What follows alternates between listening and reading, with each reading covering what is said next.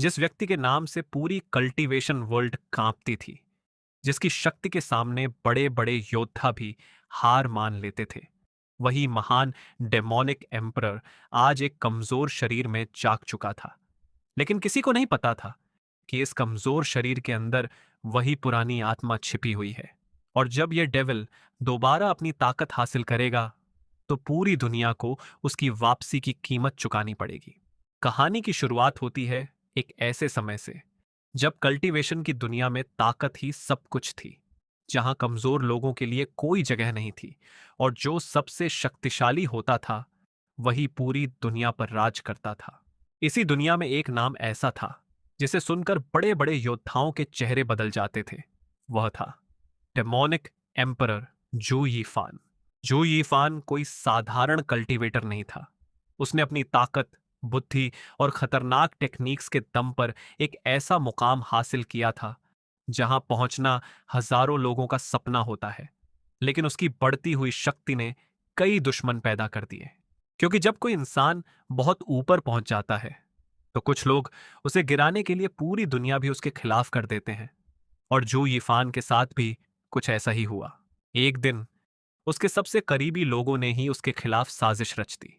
जिस शक्ति से उसने पूरी दुनिया को चुनौती दी थी, उसी शक्ति के कारण उसे धोखे का सामना करना पड़ा।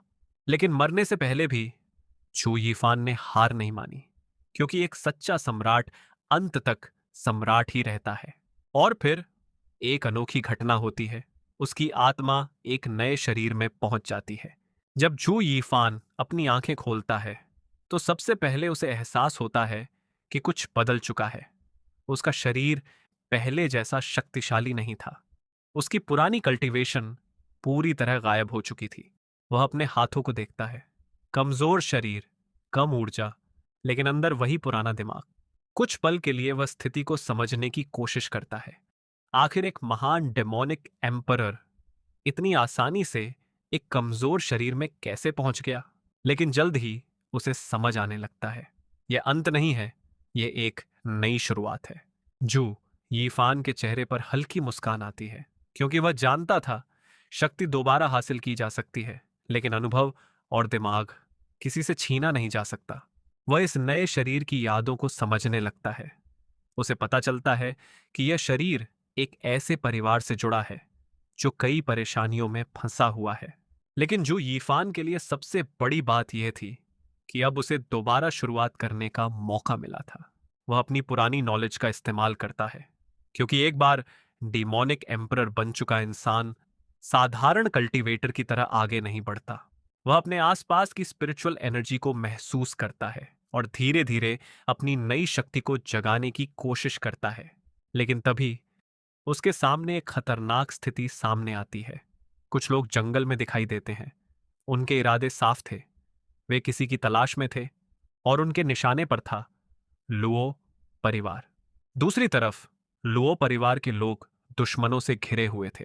उनकी संख्या कम थी, लेकिन वे हार मानने को तैयार नहीं थे। उनके सामने खड़े दुश्मन पूरी ताकत के साथ हमला करने के लिए तैयार थे।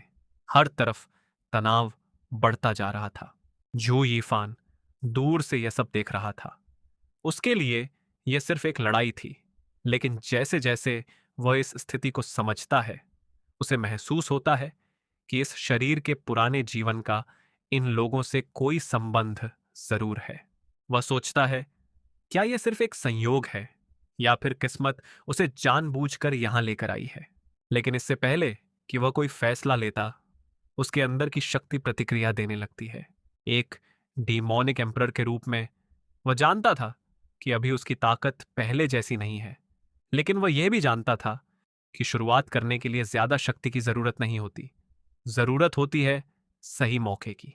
वह अपनी पहली चाल चलने के लिए तैयार होता है, क्योंकि अगर कोई चीज जू यीफान को सबसे ज्यादा पसंद थी, तो वह थी असंभव परिस्थितियों को अपने पक्ष में बदलना।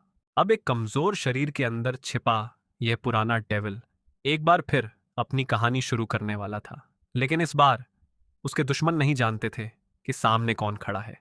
जिसे पूरी दुनिया ने खत्म समझ लिया था, वही डेमोनिक एम्परर अब एक नए शरीर में वापस आ चुका था। लेकिन उसकी असली ताकत अभी भी पूरी तरह जागी नहीं थी। अब सवाल यह था, क्या जू यीफान इस कमजोर शरीर से दोबारा अपनी पुरानी शक्ति हासिल कर पाएगा, या फिर उसके नए जीवन की शुरुआत ही उसके लिए सबसे बड़ा खतरा बन जाएगी।